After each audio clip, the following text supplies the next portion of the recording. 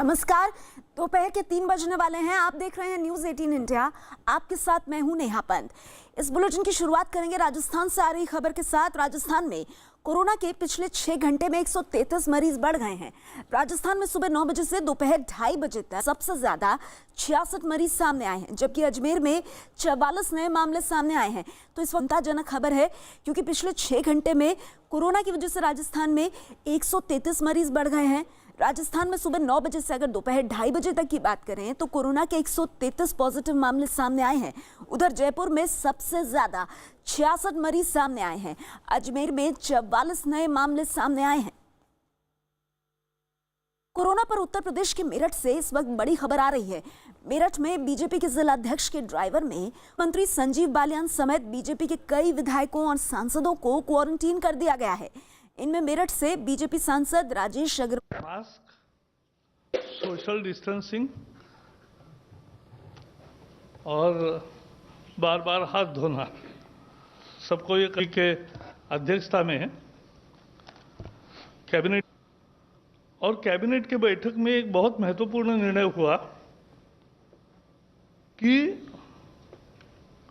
Doctors है, nurses है, आरोग्य कर्मी है, पैरामेडिक्स है, आशा वर्कर्स है, ऐसे सब लोग में उन्हें हमलों का सामना करना पड़ा और अनेक जगह पड़ोसी ही सोचने लगे कि वो संक्रमण, ये दुर्भाग्यजनक पहलू है। तो इसलिए आरोग्य कर्मियों के खिलाफ कोई हिंसा या हैरेसमेंट अब बर्दाश्त नहीं होगी और इसलिए उनको पूरा संरक्षण देने वाला एक अध्यादेश आज लागू करने का फैसला हुआ है और राष्ट्रपति जी के हस्ताक्षर के बाद वो तत्काल प्रभाव से लागू होगा। महामारी के संकट से जूझने वाले योद्धाओं को देश जब उन्हें सलाम कर रहा है, कुछ लोग उन पर हमले कर रहे हैं, कुछ लोग उन्हें संक्रमण फैलाने वाले समझ रहे हैं और ऐसी हिंसा या त्रासदी नहीं चलेगी, यह देखना पूरे समाज का और इसलिए सरकार का काम है। इसलिए जो महामारी बीमारी कानून था,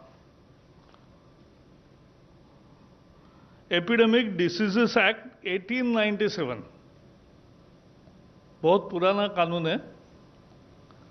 उस कानून के तहत 123 साल पहले वाला कानून है।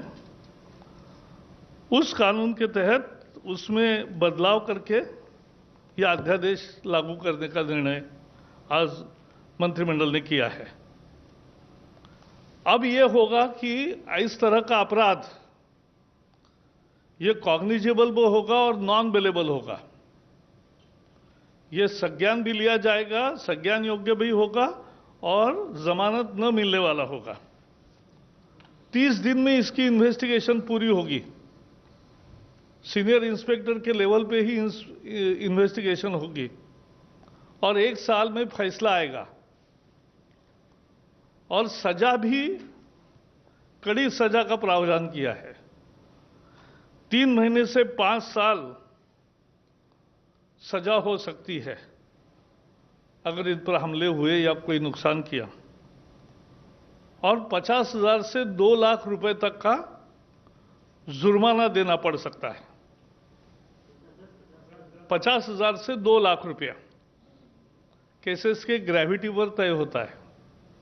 और अगर बहुत गंभीर हमला है, गंभीर इंजरी हुई है, तो 6 महीने से 7 साल तक सजा का प्रोविजन है, 6 मंथ टू 7 इयर्स। और ऐसे केसेस में जो जुर्माना है वो 1 लाख से 5 लाख तक है। तो भारी सजा भी होगी और भारी भरकम जुर्माना भी होगा। संदेश साफ है, डॉक्टर और आरोग्य कर्मियों पर हमले बर्दाश्त नहीं होंगे। केवल इतना ही नहीं, आज एक विशेष प्रोविजन भी की है अध्यादेश में कि समझो उनकी गाड़ी का नुकसान हुआ, उनकी क्लिनिक का नुकसान हुआ, तो जो भी उसकी कॉस्ट है, मार्केट वैल्यू, उसके 2 गुना जिसने हमला किया उनसे वसूला जाएगा। जो भी कोई हमले के लिए उनसे जितना नुकसान हुआ है उसके मार्केट वैल्यू का 2 गुना ज्यादा ये उनसे भरपाई कॉम्पेंसेशन के रूप में लिया जाएगा। वैसे अभी केंद्र के आईपीसी है, इंडियन पिनल कोड है, क्रिमिनल प्रोसीजर कोड है, नेशनल सिक्योरिटी एक्ट है, डिजास्टर मैनेजमेंट एक्ट है और अनेक राज्यों के कानून भी है। लेकिन फिर भी सबकी मांग भी थी कि देश भर का कानून बने और इसलिए आज पूरे देश में लागू होने वाला अध्यादेश आज लागू किया है। डॉक्टर अब, क्योंकि कोविड का संकट ये गंभीर संकट है, इसमें बिना टेंशन डॉक्टर और आरोग्य कर्मी काम कर सके, ना उनके साथ कोई हमला होगा, ना उनके साथ कोई जाति होगी, इस तरह की व्यवस्था अब कायम होगी। आपको पता है मोदी सरकार ने ये महामारी का संकट आने के साथ ही अनेक कदम उठाए और सारे आरोग्य सेवा में लगे हुए सभी कर्मचारी, डॉक्टर से लेकर आशा वर्कर तक, नर्सेस से लेकर स्टाफ तक, पैरामेडिक्स तक से लेकर अन्य लोग भी, इन सबके लिए 50-50 लाख का इंश्योरेंस शुरू किया ताकि निश्चिंत होकर आदमी काम कर सके। और इसलिए ये इंश्योरेंस का काम किया। दूसरा एक बड़ा फैसला लिया कि आयुष्मान योजना के लाभार्थी, अभी समझो किसी को कोविड है तो वो कोविड हॉस्पिटल में जाते हैं, वो एम्पैनल्ड हॉस्पिटल के सूची में नहीं है, लेकिन फिर भी उसको ट्रीटमेंट भी मिलेगी और उसका खर्चा भी मिलेगा, उसको पैसे नहीं देने पड़ेंगे। आयुष्मान भारत के जो योजना के जो पीएम जय योजना के जो 50 करोड़ से ज्यादा लोग लाभार्थी है, वो अगर दूसरी बीमारी, कोविड नहीं है, नॉन कोविड बीमारी और नॉन पैनल्ड हॉस्पिटल में अगर अभी जाएंगे तो सरकारी अस्पताल के सर्टिफिकेट से उनका भी ट्रीटमेंट होगा और उसका पैसा नहीं लिया जाएगा।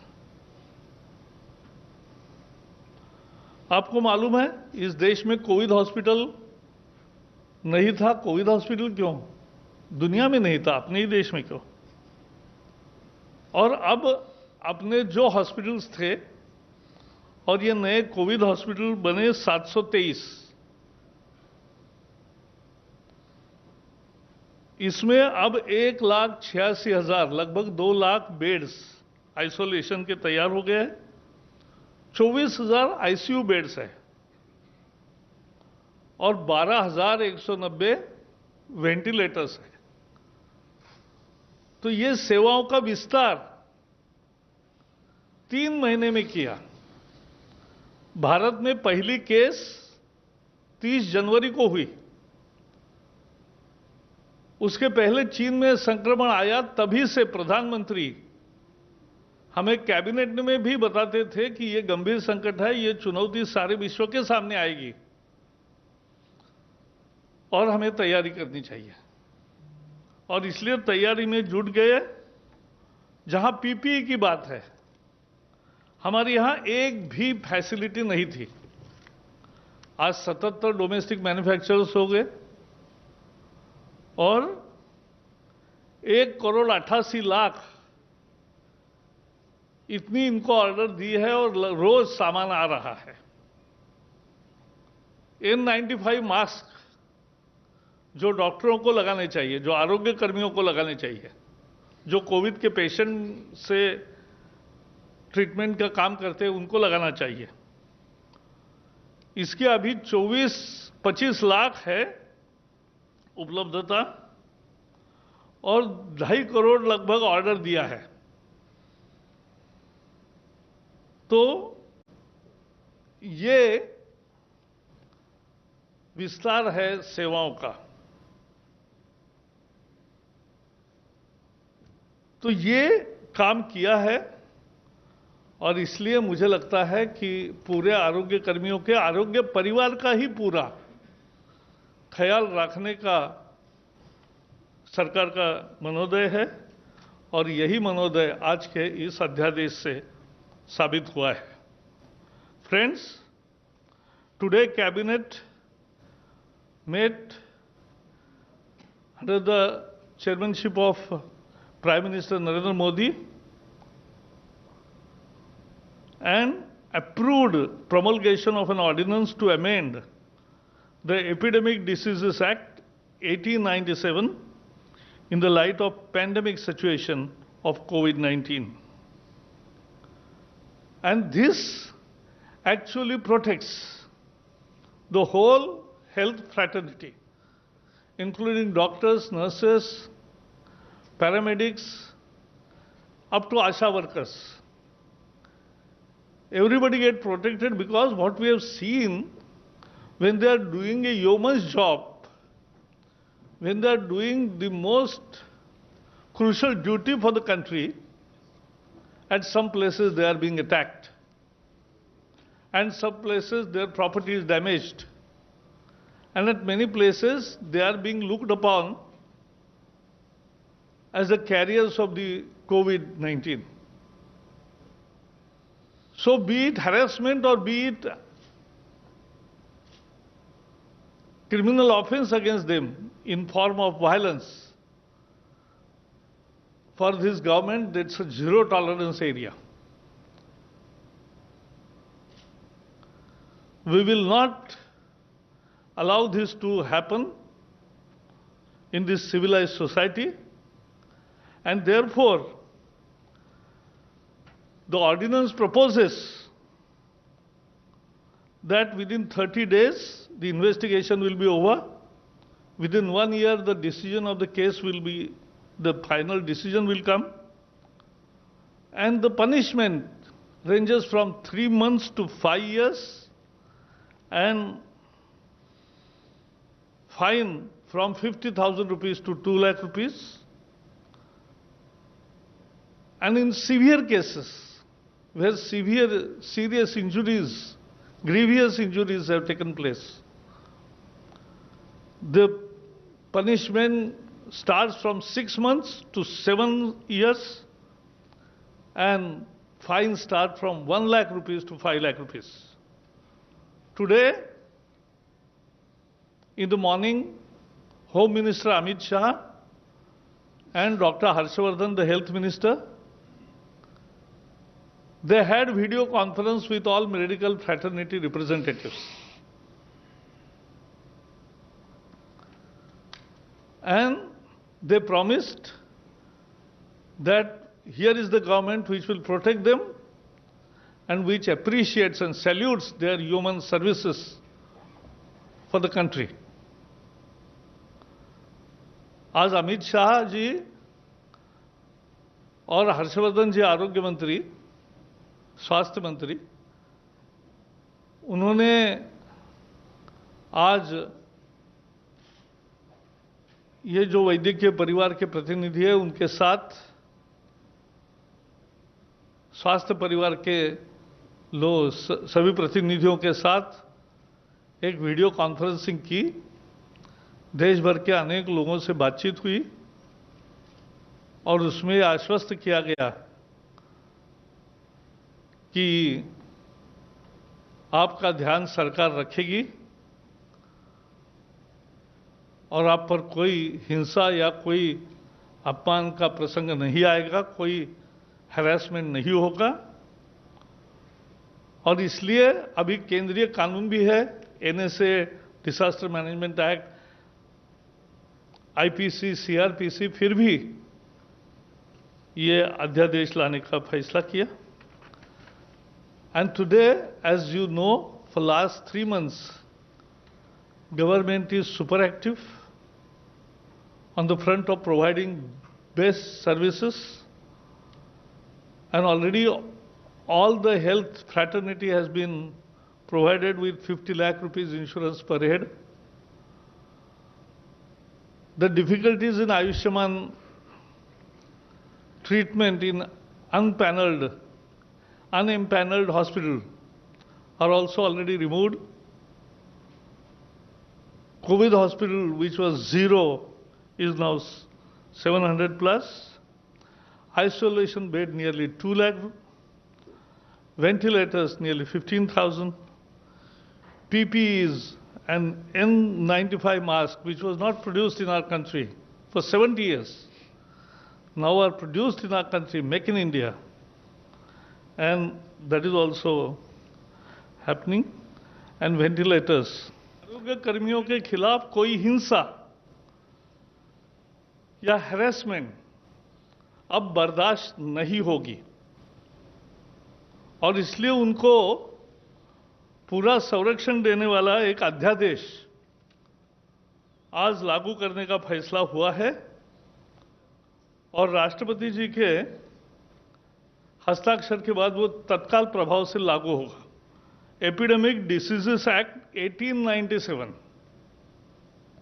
बहुत पुराना कानून है। उस कानून के तहत 123 साल पहले वाला कानून है। उस कानून के तहत उसमें बदलाव करके यह अध्यादेश लागू करने का निर्णय आज मंत्रिमंडल ने किया है। अब यह होगा कि इस तरह का अपराध ये कॉग्निजेबल भी होगा और नॉन बेलेबल होगा। ये संज्ञान भी लिया जाएगा, संज्ञान योग्य भी होगा और जमानत न मिलने वाला होगा। 30 दिन में इसकी इन्वेस्टिगेशन पूरी होगी। सीनियर इंस्पेक्टर के लेवल पे ही इन्वेस्टिगेशन होगी और 1 साल में फैसला आएगा, और सजा भी कड़ी सजा का प्रावधान किया है। 3 महीने से 5 साल सजा हो सकती है अगर इन पर हमले हुए या कोई नुकसान किया, और 50,000 से 2 लाख रुपए तक का जुर्माना देना पड़ सकता है। 50,000 से 2 लाख रुपया केसेस के ग्रेविटी पर तय होता है। और अगर बहुत गंभीर हमला है, गंभीर इंजरी हुई है, तो 6 महीने से 7 साल तक सजा का प्रोविजन है, 6 months to 7 years। और ऐसे केसेस में जो जुर्माना है वो 1 लाख से 5 लाख तक है। तो ये इस वक्त की बहुत बड़ी खबर है और काफी अहम खबर है। केंद्र सरकार सुरक्षा कर्मियों पर हुए हमले के संदर्भ में एक अध्यादेश लेकर आई है। राष्ट्रपति के हस्ताक्षर होते ही यह अध्यादेश अमल में आ जाएगा। डॉक्टरों की सुरक्षा के लिए अध्यादेश, और उसकी बड़ी बातें क्या है वो भी हम आपको लगातार बता रहे हैं। यह अध्यादेश पूरे देश में लागू किया जाएगा। आरोपी के खिलाफ इसमें गैर जमानती वारंट जारी होगा, यानी कि जो भी इसमें आरोपी होगा नॉन बेलेबल ऑफेंस इसे माना जाएगा। 30 दिन में इसकी जांच होगी, 1 साल में इसका फैसला सामने आएगा। इसमें भारी भरकम जुर्माने के साथ साथ कड़ी सजा भी रखी गई है। दोषी को 3 महीने से लेकर के 5 साल की सजा का प्रावधान इस अध्यादेश में है। 50,000 से लेकर 2 लाख तक का जुर्माना लग सकता है, और जिन मामलों में बहुत ज्यादा नुकसान हुआगा वहां जुर्माना 7 लाख तक जा सकता है। गंभीर हमले पर कड़ी सजा का भी प्रावधान है। तो डॉक्टरों की सुरक्षा के लिए अध्यादेश आया है। गंभीर हमले पर 6 महीने से 7 साल की सजा हो सकती है, 5 लाख तक का जुर्माना हो सकता है, और गंभीर हमले पर 1 से 5 लाख तक के जुर्माने का प्रावधान है।